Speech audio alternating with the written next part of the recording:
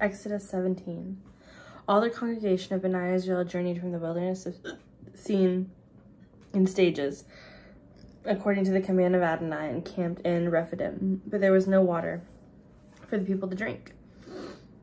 So the people quarreled with Moses and said, "Give us water to drink." And Moses said to them, "Why do you quarrel with me? Why do you test Adonai?" But the people thirsted for water there. And they complained against Moses and said, "Why have you brought us up out of Egypt to kill us with thirst along with our children and our cattle?" So Moses cried out to Adonai, saying, "What am I to do for these people?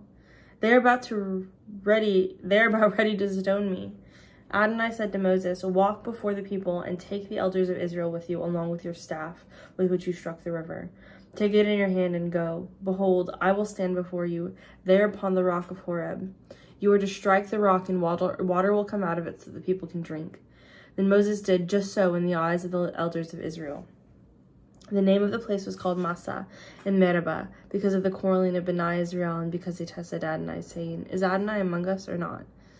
Then the Amalekites came and fought with Israel at Rephidim.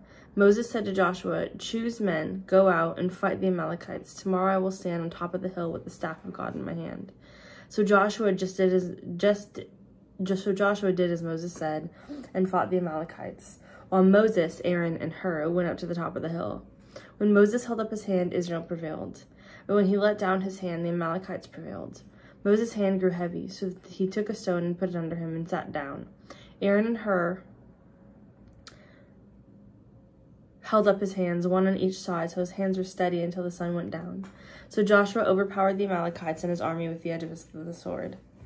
Adonai said to Moses, "Write this for a memorial in the book and rehearse it in the hearing of Joshua, for I will utterly blot out the memory of the Amalekites from under the heaven." Then Moses built an altar and called by the name of it Adonai Nisi. Then he said, "By the hand, upon the throne of Adonai, Adonai will have war with Amalek from generation to generation." Exodus 18.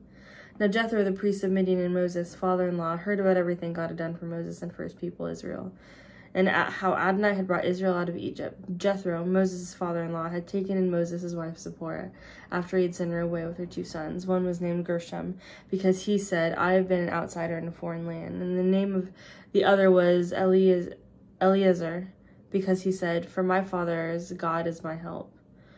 For my father's God is my help, and delivered me from the sword of Pharaoh." So Jethro, Moses' father-in-law, came with his sons and his wife to Moses in the wilderness, where he was encamped at the mountain of God. He had told Moses, "I, Jethro, your father-in-law, am coming to you, along with your wife and her 2 sons." So Moses went out to meet his father-in-law, then bowed down and kissed him. They asked each other about their welfare and went into the tent. Moses told his father-in-law about all that Adonai had done to Pharaoh and to the Egyptians for Israel's sake, as well as all the travail that had come upon them along the way, and how Adonai delivered them. Jethro rejoiced for all the goodness that Adonai had shown to Israel, since he had delivered them out of the hand of the Egyptians. Jethro said, "Blessed be Adonai, who has delivered you out of the hand of the Egyptians and out of the hand of Pharaoh, and has delivered the people from under the hand of the Egyptians.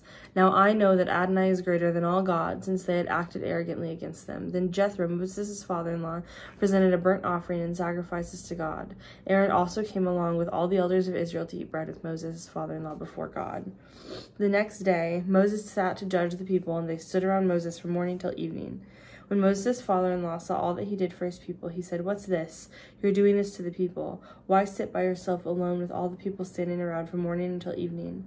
Moses answered his father-in-law, "It's because the people come to me to inquire of God.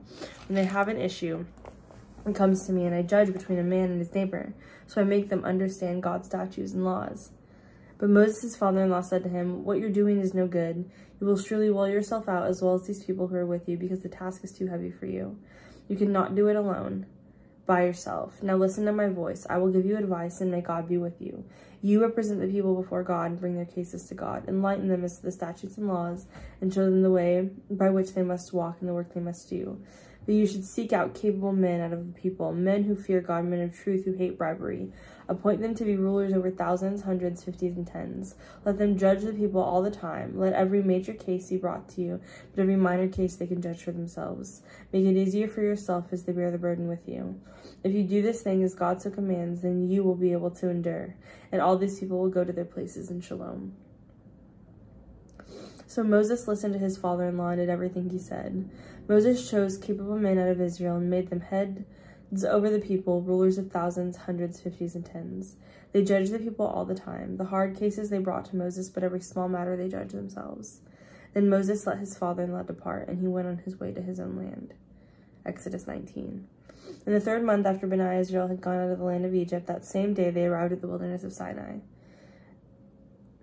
They traveled from Rephidim, came into the wilderness of Sinai, and set up camp in the wilderness. Israel camped there right in front of the mountain. Moses went up to God, and Adonai called to him from the mountain, saying, "This is the house of Jacob. And tell Bani Israel, you have seen what I did to the Egyptians, and how I carried you on eagle's wings and brought you to myself.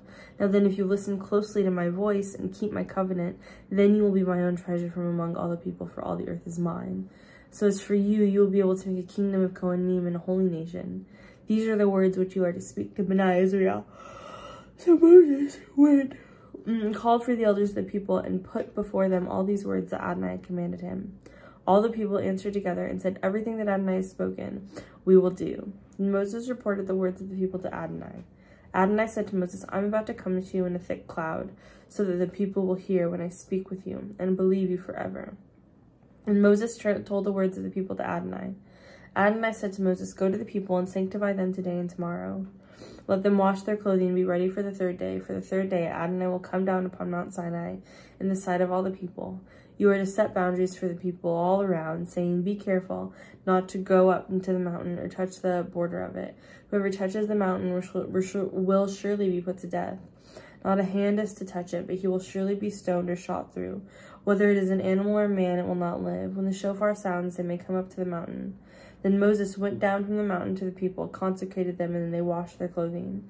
He said to the people, 'Be ready for the 3rd day. Do not draw near your wives.' In the morning of the 3rd day, there was a thundering and lightning, a thick cloud in the mountain, and the blast of an exceeding loud shofar. All the people in the camp trembled. Then Moses brought the people out of the camp to meet God, and they stood at the lowest part of the mountain. Now the entire Mount Sinai was in smoke, because Adonai had descended upon it in fire. The smoke ascended like the smoke of a furnace. The whole mountain quaked greatly. When the sound of the shofar grew louder and louder, Moses spoke, and God answered him with a thunderous sound. Then Adonai came down onto Mount Sinai to the top of the mountain. Adonai called Moses to the top of the mountain, so Moses went up. Then Adonai said to Moses, "Go down and warn the people, lest they break through to see Adonai, and many of them die. Even the Kohanim who come near Adonai must consecrate themselves, so that Adonai does not break out against them." Moses said to Adonai, "The people cannot come to Mount Sinai, for you are the one who warned us, saying, 'Let's set boundaries around the mountain and consecrate it.'" Then Adonai said to him, "Go down. You are to come back, you and Aaron with you, but do not let the Kohanim and the people break through to come up to Adonai, or he will break out against them." So Moses went down to the people and told them.